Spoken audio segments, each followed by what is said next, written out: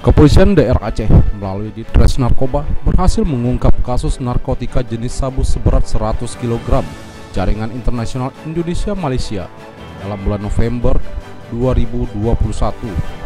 Hal tersebut disampaikan Kapolda Aceh Irjen Pol Dr. Andes Ahmad Haidar saat konferensi pers Selasa 30 November 2021 di Aula Presisi Mapolda Aceh.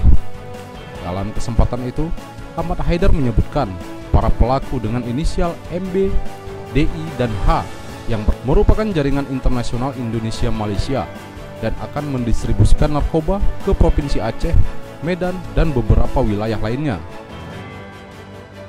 Kita integrasi, kita tunjukkan ke perumahan yang dekat juga dengan ini. Di perumahan Lubuk Damar, perumahan di Kedue, kita tangkap satu tersangka lagi dan itu ada barang bukti 4 bungkus, kita total 4 karung ya. Setelah kita hitung lagi kurang lebih hampir 95 kilo. Dan integrasi lagi dia mau dibawa ke luar daerah dan kita masih penyelidikan.